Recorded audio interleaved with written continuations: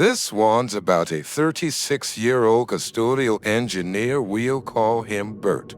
Now, in the summer of 1980, Bert became the janitor at abandoned Mount Eden Hospital. The fact that old Mount Eden had a reputation for being haunted didn't bother Bert one bit.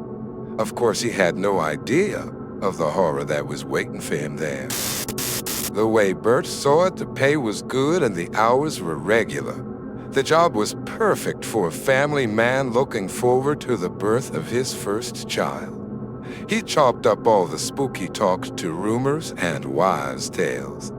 That is until the night he heard the voices. Bert was nobody's fool. He worked the daytime shift. On any given day, come 5 p.m., you'd find Bert clocking out and walking out. Bert's job was mostly cleanup, removing fixtures and debris from the wards, preparing the place for demo. On this particular day, he was breaking down the old beds on C Ward. The job had taken quite a bit longer than he'd planned. By the time he'd fished up, it was dark out, and C Ward was filling up with shadows. As Bert was preparing to head home, he heard the voice for the first time. He wasn't scared of nothing. Not yet, anyway. What he was curious. He'd heard the stories of the young nurse who disappeared in the middle of the night back in 1977. Stories of children singing and laughter coming through the walls after dark. To Bert, those were stories. Something somebody made up to scare people because the hospital had been abandoned for so long. And then he heard the voice again. "Who's there?" Bert called out. "You're not scaring me. How'd you get in here anyway?" Then he heard the footsteps. It sounded as if someone was slowly coming towards him. He had to be mistaken because the person had to be moving away because there was nobody there.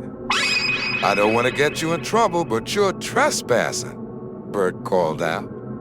And with that, he puffed himself up with self-righteousness and headed down the corridor to confront the intruder. As Bert moved, tiny little butterflies began fluttering in his belly. He tried telling himself he wasn't afraid, but something wasn't right. He noticed a sudden chill in the air. It was as if he'd walked into a meat freezer.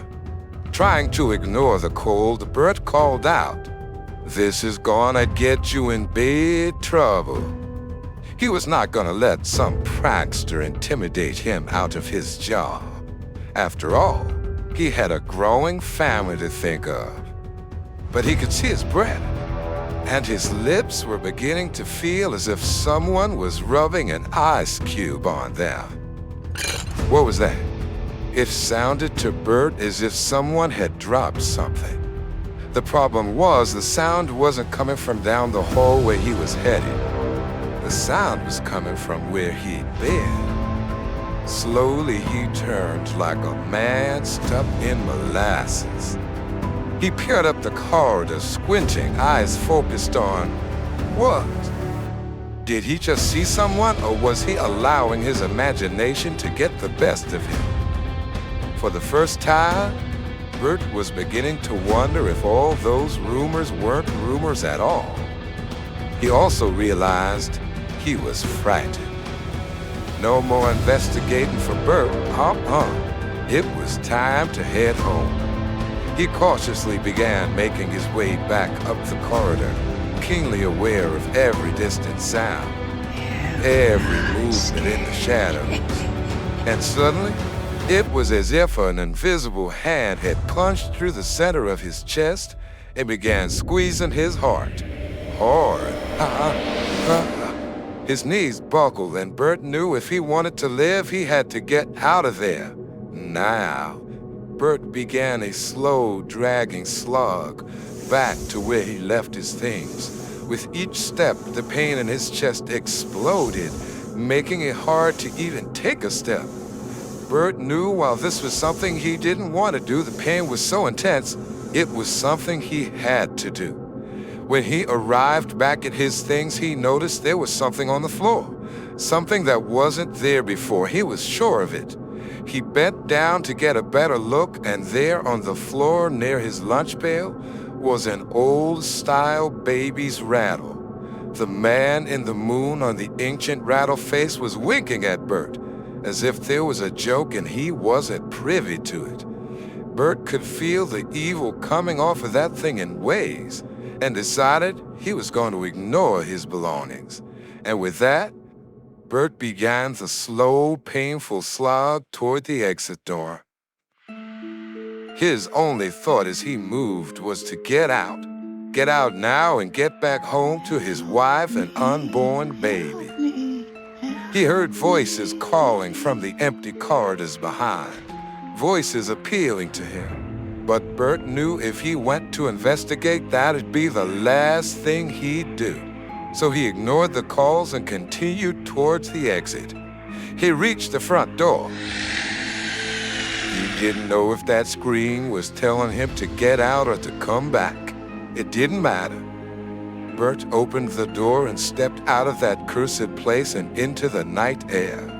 It felt good. It felt safe. Already he could feel the vice-like grip on his heart begin to loosen.